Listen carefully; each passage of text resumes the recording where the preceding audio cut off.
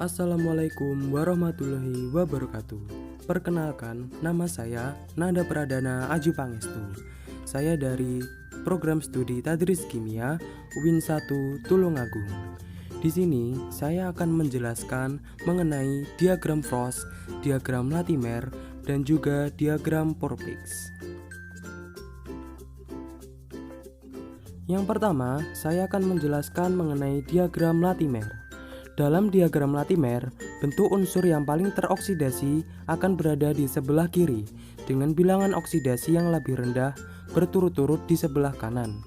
Spesies dihubungkan dengan panah dan nilai numerik dari potensial standar yang berbentuk dalam volt untuk reduksi ditulis pada setiap panah. Dan diagram Latimer ini digunakan untuk menampilkan informasi redoks tentang seri keadaan oksidasi dalam banyak bentuk.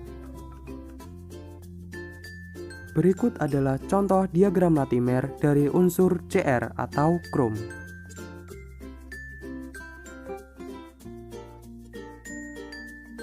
Kemudian yang kedua adalah diagram Frost. Diagram Frost adalah jenis grafik yang digunakan oleh ahli kimia anorganik dalam elektrokimia untuk menggambarkan stabilitas relatif dari sejumlah keadaan oksidasi yang berbeda dari suatu zat tertentu.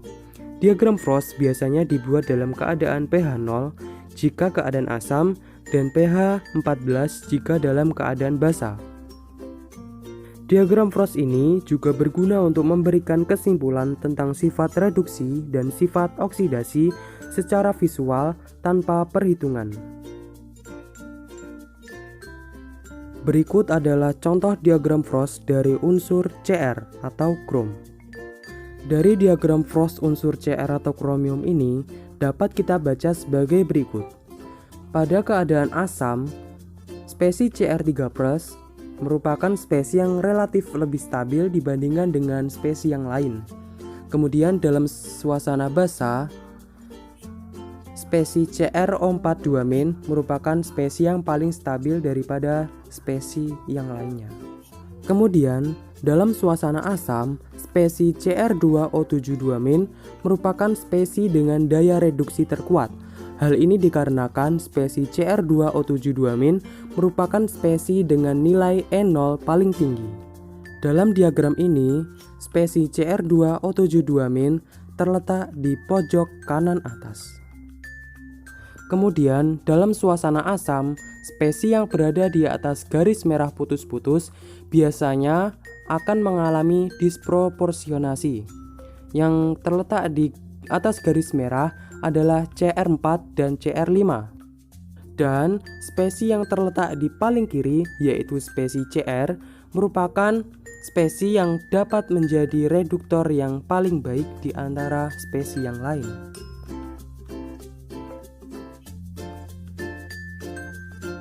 Selanjutnya adalah diagram Porpix. Diagram Porpix merupakan diagram yang menggambarkan hubungan antara potensial sistem dalam lingkungan berair dengan harga pH larutan tersebut pada suhu 25 derajat Celcius dan tekanan 1 atmosfer.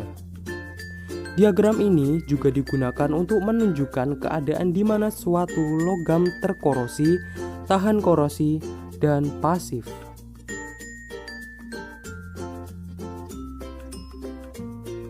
Nah, ini adalah contoh dari diagram Porpix dari unsur Cr atau kromium.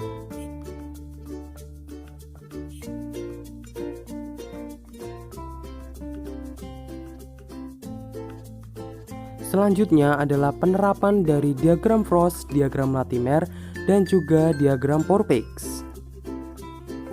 Salah satu penerapan diagram Frost adalah untuk mengetahui bila suatu larutan garam dengan kondisi tertentu apakah akan mengalami reaksi komproporsionasi ataupun mengalami reaksi terdisproporsionasi menjadi suatu senyawa tertentu. Kemudian untuk diagram Latimer digunakan untuk menampilkan informasi redoks dari suatu senyawa tentang seri keadaan oksidasi dalam banyak bentuk. Selanjutnya untuk penerapan diagram Porpix yaitu digunakan untuk menunjukkan keadaan di mana suatu logam apakah akan terkorosi, tahan korosi, dan apakah logam tersebut mengalami pasif. Itu tadi adalah penjelasan saya mengenai diagram Frost, diagram Latimer, dan juga diagram Forbics. Bila ada kurang lebihnya, saya mohon maaf. Wabillahi taufik wal hidayah. Wassalamualaikum warahmatullahi wabarakatuh.